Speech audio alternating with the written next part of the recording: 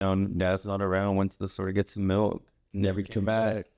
Girls don't know how to handle money. I don't care what other people say. If you want to know who David is, come talk to me now.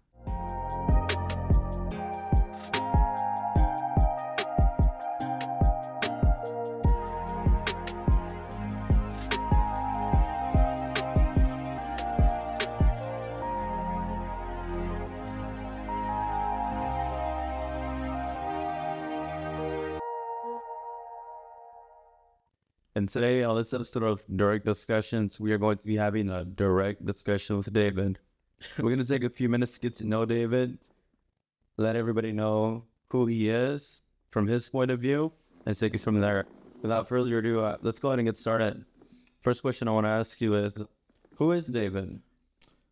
First, let me say thanks for having me here. David is a person I would say now that's on his biggest growth spurt probably of my life, like just not even like physically, he's probably physically in the gym, but really just mentally, just try to be a sponge, take everything in and be on this upward journey of being an entrepreneur. So I would say David is an entrepreneur trying to find his way in life, but on this growth of consistency. Interesting. So tell me, how long ago did this growth spurt take place in your eyes? I would say the first time it happened was probably for sure when my son was born, and then I think it finally clicked once he was almost like 2 years old. 2 years old, and at the point to where then at the time his mother and I weren't gonna work out. That's when it was like, yo, I need to like dial in, lock in, and just start slowly working on myself, figuring out what are my bad tendencies, things I need to work on, what did I, just trying to learn from the past mistakes, past things you did, and just try to get better at it. So I would say probably like 2 years ago. Most definitely. I know having a kid affects every man growing up, depending if you want to be in the kid's life or not. I mean, Yeah. you see it everywhere, man. Yeah, for sure. Yep, single parent households, dad's not around, went to the store to get some milk, never came back. No, that's honestly a story that you hear about a lot of like your other friends having to go through, whether it's easy way to say it is like a broken home. And the hard part is just trying to make it seem as if it's not a broken home. I heard somebody tell me the other day, this was a girl, she told me this, she was like, it's better to have two happy homes instead of one bad one. And I was like, no, that makes a lot of sense, because if you split, you're both most likely going to be happier, and then you won't bring off a lot of your anger onto your child. And, whenever you get angry because you were arguing with your significant other, take it on your kid or whatever it is. So I think that's a good example. It's just two happy homes is better than just, the one if it's toxic or whatever the case is. No, most definitely. I'm under the impression that your parents are currently together, correct? Yeah, they've been together basically since they, met each other, got together, been married, I think like 20 plus years now. So like, I've never seen them argue, which is something I was talking about with that girl as well. She was like, yeah, like if me and the sibling and the other are going to like argue or bicker, like, let's just either go away from the kids or tell the kids to go to the other room, because whatever me and you have is between me and you, and the kids shouldn't be involved in our issues or our problems. And I was like, no, that's actually being grown up about the whole situation, saying, hey, let's remove ourselves from the kids so they don't see the bad tendencies or what an argument should really look like. Let's just try to make it seem like everything is great. And things are great, but that's between you and the significant other, not the kids. So try to not involve the kids so much. It was such like a big deal growing up, because I can't even tell you the last time I see my parents argue. Like a disagreement, like about what you're gonna eat or something, to me is not an argument. Like I have not seen them argue, and I can't even tell you. Like that's just, like we're saying, maybe just really good communication. So yeah, my parents are still together. So I think that's something I strive to have, but right now for me, it's like I'm not there yet. So it's just like I need to give myself more time, grow some more, work on myself some more, figure out my boundaries, and I think at that point is when I'll be ready to like really settle down, make everything how it needs to be. So do you think your parents, not fighting in front of y'all is more about communication rather than they knowing their roles? Meaning, I'm sure your dad is the provider of that household, and they grew up in a traditional way where it's like, okay, I'm going to be at home. Does your mom work? Yeah. And see, majority of their whole relationship, my mom always made more than he did.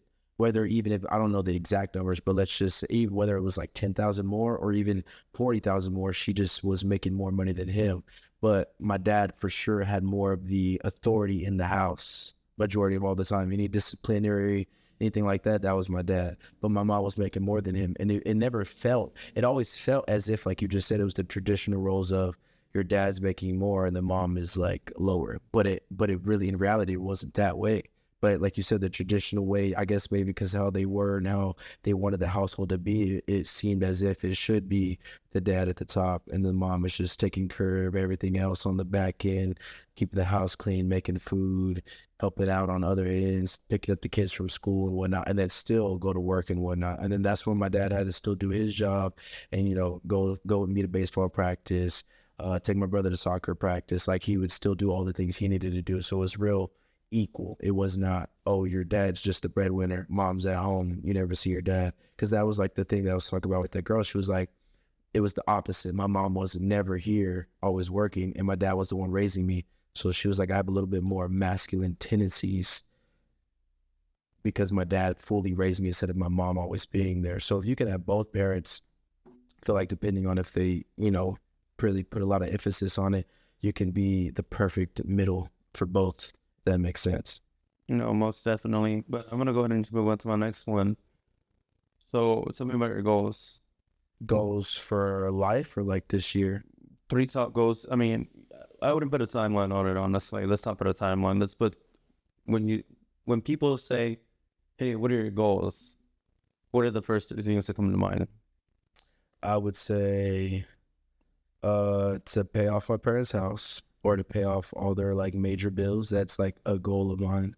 I feel like that's a lot of people's to an extent. And then to eventually become a billionaire and be able to become a philanthropist and give back to everybody. Because like you can be a billionaire and then not be a philanthropist and just keep all your money and then whatever. But so my goal is to become a billionaire, move to become a philanthropist where I can move a lot of my money to help other people out and not just keep all this for me. Obviously, I still have to keep the generational wealth going at that point. If I get to $1 billion, now it's not just rich, you're wealthy. Like you have generational wealth where if you do the right things, you can set it up after I die and so on and so forth.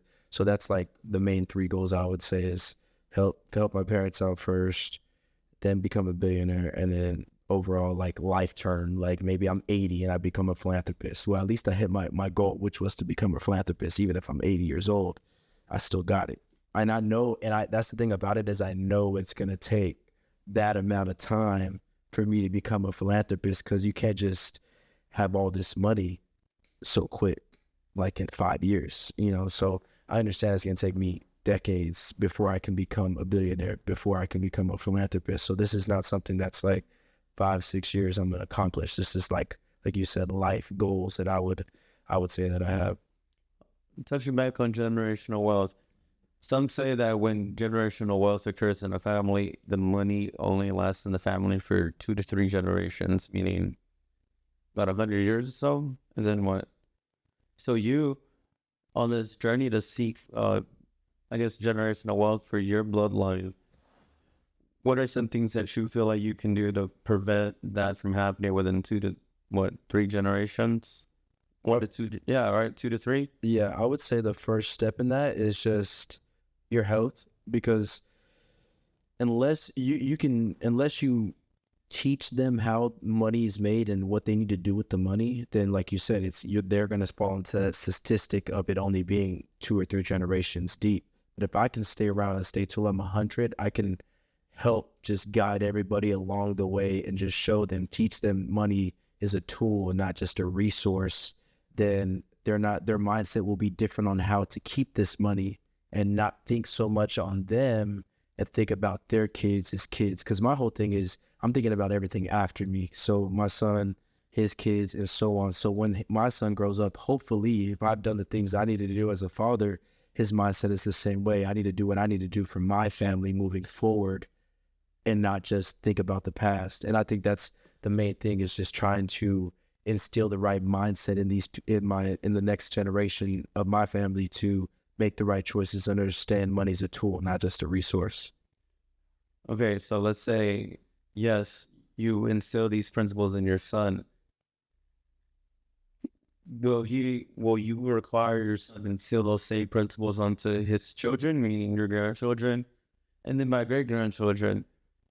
God forbid, you don't make to see your great grandchildren. A lot of people don't, then what?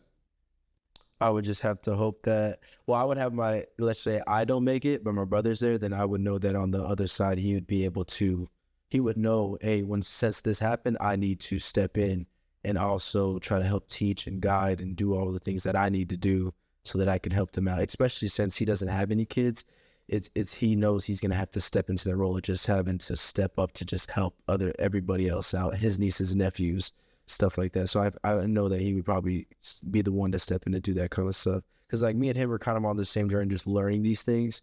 So as I go up, obviously I'm just going to trickle information to him, and then he'll learn all this stuff as well. And he's smarter than me as it is. So he would know a lot of this stuff and be able to teach it a lot easier than I would, I feel like, if that was to happen.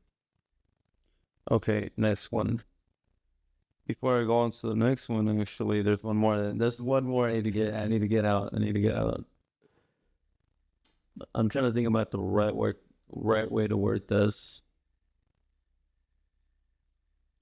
If you have a daughter, how is that dynamic gonna change between you, your son, and your daughter, and this goal of maintaining generational wealth? Let me paint you a picture. She's eventually gonna have to leave the house and marry to a different family. Mm-hmm. Yes, your son's the oldest one. You're probably counting on him to carry on your future goals when you get older. Mm-hmm. Then what about your daughter? I would try to instill those same ideals and understand that and that's the thing too about it, is you got to understand with the daughter, you eventually are going to just have to let her go, and she is going to be part of somebody else's family. Yes, she is still part of this family, but to an extent, you're only going to get so much because you're not going to continue the legacy of what we're trying to continue building. Yeah, it's a different name, but at a certain time, you're going to go off and do your own thing, which I completely understand. And that's kind of like what sons are for. It's just to keep the generation going, especially if you're trying to create a name or whatever it is. They can still do that. It's just a matter of if she's willing to do that or not. Because, let's just say she assumes what she wants to do as in being a stay-at-home mom, because she'd be able to probably have that if we're speaking in hypothetical terms of her being able to have that lifestyle of generational wealth.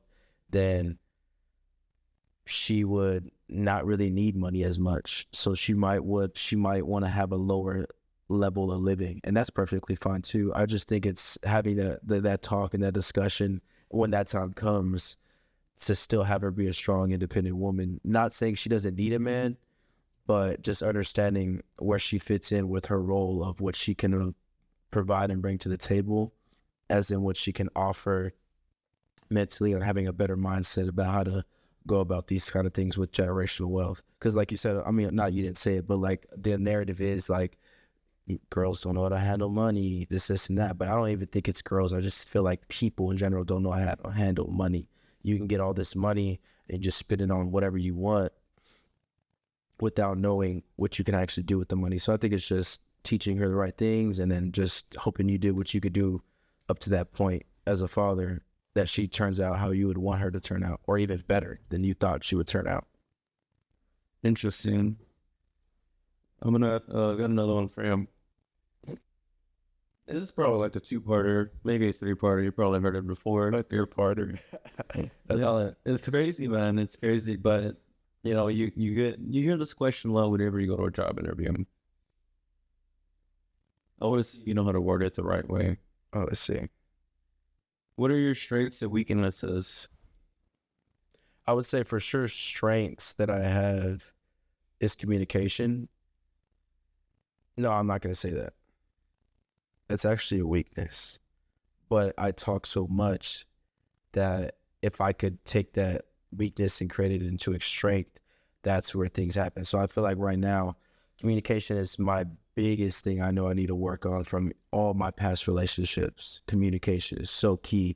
And for me, that's what I'm trying to work on growing in for the rest of my life, is just communicate. There's so much more details you can give that are still not giving all your personal things away, if that makes sense. So I think one of my main weaknesses is just communication, and that's something I'm trying to work on. let's go ahead and dissect communication real quick. Communication. Do you mean being heard, being understood, getting your point across? It's probably getting the point across and making sure that they understand it. Because like you can say something, but if they don't understand it, it's going one in one ear and out the other. So if they're understanding what you're trying to make, then it can come through a lot better. And I understand I say so many things that in my head sound great, and then I say it out loud and they're like, yo, you did not say that correctly. You sound really arrogant, or you sound really racist, or you sound really this. And I'm like, oh, my bad. In my head it sounded really good, I just didn't think about it before I said it. So my main thing is just think about things you say before you say them, so that it doesn't come off the wrong way, because people can always misconstrue things. That's why, like, whenever you want to have a conversation, like I talked about it with Jose. I was like, if I'm gonna tell Roger something, I'd rather tell him in person, because then it's a lot easier for me to understand his point of view from me looking at him, his body posture and everything like that, than just over text. Because in over text, you can't tell if somebody's screaming at you, if somebody's angry. I mean, yeah, they can say certain things, but you don't really know their tone of voice. And everything is how you say it, not what you say. And that's why that's one of the things I learned I need to focus on, is just how I say things, not what I'm saying. So communication, is that a strength or a weakness for you? I would say it's a weakness that I'm trying to make a strength. Okay, so give me a couple strengths. Oh, that's hard to, I don't want to say that's hard to say, because it is, but I'd rather have other people tell me that, even though I don't care what other people say. But when you're looking for constructive criticism, that's what you're looking at. But I would just like to keep pointing out what's wrong or what's not good, so that I can keep working on that instead of focusing on the good. Because if you just focus on the good, you're not really getting better in my aspect. I mean, yeah, you can hone that goodness to become really, really good, but I just think I need to work more on what's not good, and then everything else will just kind of follow in line, because I'm just going to be so dialed in on making sure that everything else is getting better that it just starts following. It follows suits. There you go. Look in the mirror, pick a strength. Honestly, all right, I would say how motivating I am, just in general. Like the motivation, the way I speak and the way I say things is just so natural that it's not even like I'm trying to motivate people. This is literally how I am. The way I talk, the way I say things. Hey, yo, you could do that. If you can get in the gym, you can get the body you want, or whatever it is. When I'm talking to different people, like it's just so natural to talk with motivation and be positive. So that's one strength I could say, is I talk really positive, and I can just naturally motivate people. Just that's just how I am. That's just one thing I would say that's a strength, which is kind of a magnet to why people would want to just be around me, because the aura, and I don't even like talking about it because it sounds so cocky, but I'm not cocky, but like just the aura that I give off is why I feel like a lot of people would want to just have me around, because I'm just so positive and the world is so negative. You just need some positive light around you. And I tell people that a lot too. I'm like, I want to be that positive light in your life, just maybe give you that little seed to just grow and sprout that tree you want, or just to give you that little bit of motivation that you need to hear, or just a little bit of criticism you need to hear from somebody that you can understand and take it. They're not really talking mess about me, they're really wanting me to do better. And that goes back to that girl that just keeps on drinking all the time. She says yes. I was like, yo, you need to put your foot down and say no. You need to worry about your life and your life alone, and quit trying to worry about pleasing everybody else, and just look on what's going to please you and make you happy. And it's just like, she accepts it, but it's like how, like we were saying before, how when is enough for her to be like, yeah, you're right, I do need to start saying no. I can only do so much. So I just plant the seed and just look to just try to be that positive light. So that's what I would say is a strength. Okay. Interesting. This was kind of a long one, but what kind of man do you want to be in 10 years? Do you feel like you're making progress towards that goal? The type of man I would want to be is a provider and always there for my family. That's where I strive to be. Like, I had painted this picture that I would be able to provide so much that I wouldn't have to work, and I could give my family majority of my attention as much as I could. And to me, work is, like they say, if you enjoy doing it, it's not really considered work. So that's what I mean by you can make passive income, lower your standards of living so low that you're already comfortable, not comfortable, but to the point where you don't have to worry about nothing.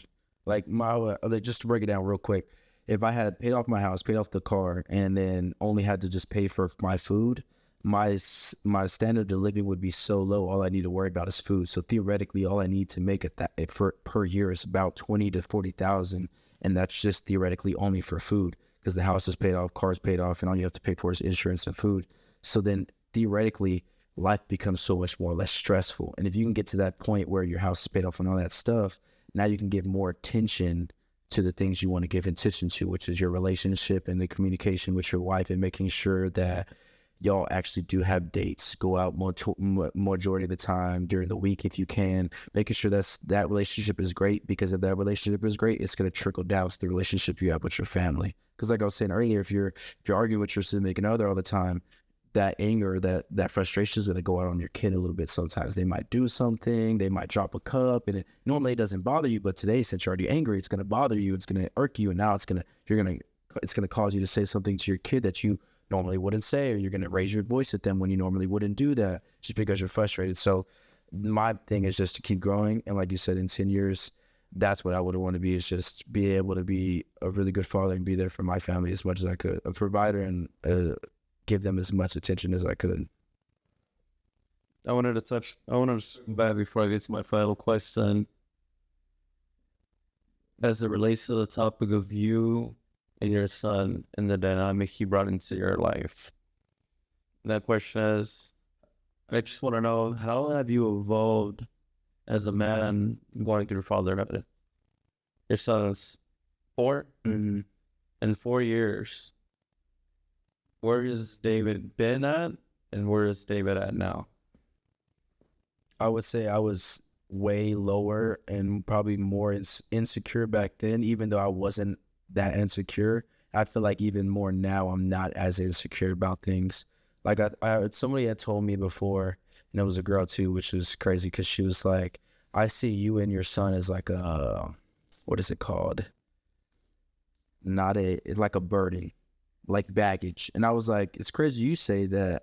You feel as if my son is baggage, because I feel as if my son is the blessing that I needed to put me on right and track, to really have me lock in even more on what I need to do so that I can get in life to where it makes it a lot easier for him, and I can teach him along the way if I do the things I need to do now.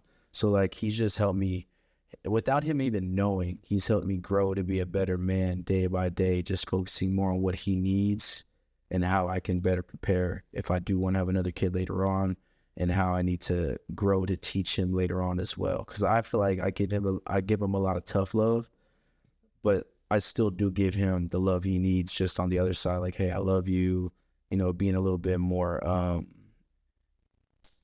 not emotional, I can't think of the word, but just being a little bit more, I guess you could say, softer with him as well. Because, you don't want to just be so hard on him. You want to be, give him that right amount of balance. For me, that's what I have to do now. So I feel like he's helped me just grow a lot, because communication is so big, like I was telling you, and that's my biggest thing, is trying to have that communication with him now, is having that relationship when he's 10 years old or whatever it is. He's coming to me talking about situations that are happening at school, or how he's thinking, what he might want to do. I want to be able to have all those kind of conversations with him. Maybe that stems from me not being able to have, I do have those conversations with my dad, but just on another deeper level now with my son, because I've focused on it more now since he's so young. And now as he gets older, once he's 10, that's 6 years of practicing, communicating with him, that hopefully we can have those discussions that me and my dad didn't have. And I didn't even start thinking about these kinds of mindsets of having these discussions until I was like maybe 22, 21 years old. And then not really thinking about it and putting an action to it until I was like 25, 26. So that's barely now. Being able to have that communication with DeLuca so young, him doing it all his life, it's now a natural born thing in his head. If I need to talk to somebody, I can go to my dad. And it's so easy. You know what I'm saying? That's where I think I've been able to grow in these past 4 years. is just communicating better with him and just communicating in general. That's what helped me see it. Yo, I need to communicate a lot better because I want to have this kind of relationship with him. Interesting. I'm gonna wrap it up with one more. I swear this is the last one. Wrap it up with a bow. Yeah, this is the last one. People often make assumptions on a person's character based on their past relationships, friendships, and how boisterous they are in the presence of a stranger. Let me ask you this.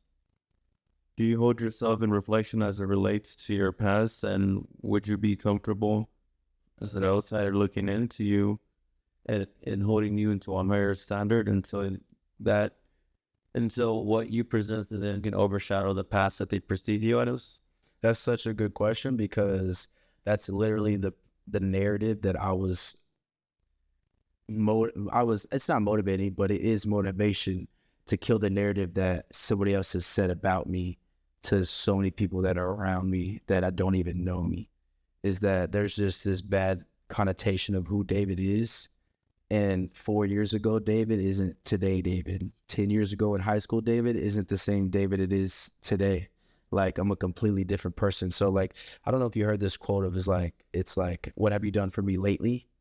That's kind of what it is that I put myself in that narrative of. It's because it's like David 4 years ago isn't the same David. So it's kind of got to go off of whatever you meet David today, that's who David is. So don't think of me as who I was in high school. Don't think of me who you seen me back 4 years ago when I was at QT. You got to see me for who I am now because I'm at a completely different point now, mentally, physically, emotionally, than I ever was any of those times before. So my whole thing is just people can change. And I've been wanting to change for like years now. So now it's just like, are you putting the work in to do the changes you want to change and kill the narrative of what the old you was and become the new you? So yeah, I'm like, I forgot what the question was exactly. But I know to go in terms that kind of goes back to everything of what you were asking. So yeah. No, the question was basically me saying, are you willing to put in the work that you need to put in to basically, like you said, kill that narrative of people who say, oh, this is David, when it's really not David anymore? Yeah. I'm all for killing that narrative of you thought I was me back then. That's not me today. So if you want to know who David is, come talk to me now. Literally, if you want to know who David is, see me at the gym, see me grocery shopping, see me outside playing with my son, whatever it is. If you want to see who David is today, you got to meet me now. You got to meet me today because I'm not the same guy 2 years ago, not the same guy 4 years ago. It's all a growing. I'm all growing. And that's what I was telling you earlier. Growth over consistency. Consistent, it's like motivating, and then when motivation runs out, you're already doing it consistently, so consistency kicks in. And if you, after the consistency, you go to the growth, it's just motivation, consistency, growth, and it's just all uphill.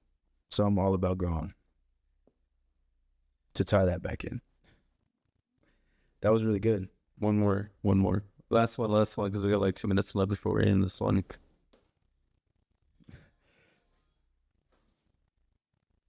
Okay, now that I got you off guard, this is the more reason. Okay. Come back in. Are you scared for this to fail?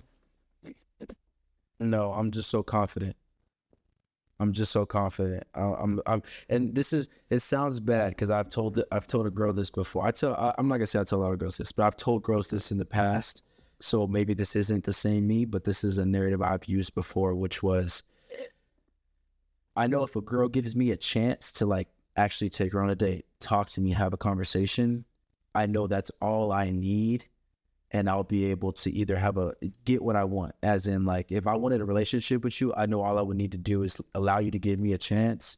And I know you'll probably, I'm not going to say fall in love, but it's kind of like that. All I need is that chance because I know how I am as a person. And as I keep getting older, I know the things that I'm trying to be, where I'm trying to go.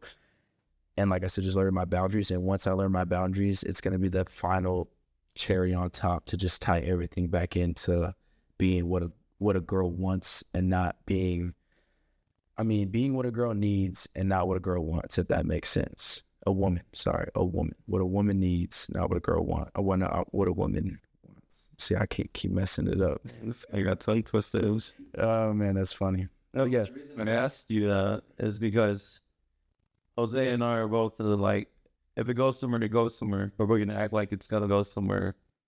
Yeah, yo, Yeah, but sure, just like we're gonna do this, we're gonna do this, we're gonna do this. But the reason I asked you if you're scared for this to fail is because of what you do with your clothing, right? How that failed, and if there's anything that you've learned, and or I guess you can say has burdened you from that experience, and that you brought onto this experience without you knowing.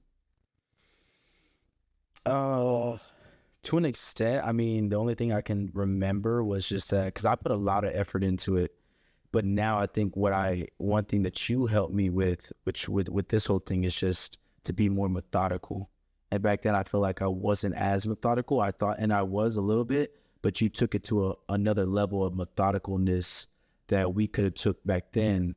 But maybe just everybody not being committed is what killed it, right? So now I think the biggest thing, like you were referring to before, was like just show up, and you just showing up shows you're committed. So if everybody's committed here, then I already know it's going to work. And I think that was my thing about it before back then too, is just that I was so confident it was going to work. Like people would be like, oh, if it blows up, I'm like, no, it's going to. Like it's going to. It's not when, if it is or not. It's just a matter of when is it going to. That was my whole thing. So it's almost the same thing with this. It's just that the idea in my head of how everything can go and how we're trying to plan it out and everything, the people we want to bring on and everything, it's like I don't see it not being able to work. Like I just don't see it. But and that's almost to that point where it's like when it happens, if anything bad happens, it's like you got to deal with it then and not think about it too much. Because like if it doesn't work out, then then it doesn't at that point. But I'm just so confident that it is. It's just like when it doesn't, like say things don't go as great as we wanted to, then you just got to make a couple adjustments. Let's try this, let's try that, and then just keep going. And I think that's the biggest thing now is like I said, you taught me, is just to be more methodical this time than previous time. And I think I learned that too with trying to do this real estate thing is like, you can only do so much. Once you submit the permits to the city, right, it's going to take 3 weeks, 2 weeks, a month, right? And you're going to feel like, oh, I haven't done nothing. But you only did as much as you could do until the city says we approve the permits. You know what I'm saying? If that takes a month, I mean, you can only do so much. So I think that's just my thing, is slowing it down, being patient, and then being more methodical about everything this time around on this new endeavor. Most definitely. Oh, I'm glad I was able to get you on board as far as, being able to think things slowly with everything. And if I'm being honest with you, man, I mean, a little bit of you is, okay, we need to actually do something, because me, I can plan for ages, bro, but never really do anything because I spend all this time planning. Yeah. But I think that's why everything is such the perfect storm of everything. Because like you had planned all this out, right? And then you had got to a point where it was kind of like a standstill, right? You were kind of like, oh, what's the next move almost? And then that's when you hit me up. Me and Jose had already had this idea. And then it's like, oh, let's tie it all again. Let's put it all together. And then when you put it all together, now we're like, the ball's rolling a little bit. Now we're like, okay, March 1st, let's get everything ready. And then now, like even just the other day, we were like, oh, this is not that good. Let's redo it. And now we're like, yo, the camera angles aren't that great. Let's redo it all again. Let's restart from scratch now. Let's be even more methodical. Let's fix the camera angles. Let's fix our seating arrangements. Let's fix how our posture is. Everything starts becoming methodical, but still keep trying to get better. And that's like where you had sent me that video, like Mr. Beast. It's like, just keep getting better. So it's like, I feel like we're all going to rub off on each other. It's just we got to find the right things that we're taking from each other to just keep growing. You know what I'm saying? And I think I was saying real estate, and then you also everything you're saying is just drills it in my brain even more. Be more methodical, but have the action behind the methodicalness, and then it just keeps on tying in and keeps going. And with that, guys, let me go ahead and wrap this up by saying, this is David. This is Roger. Appreciate you for checking into Direct Discussions, and we'll see you in the next one. All right, thank you, guys. See ya. See ya.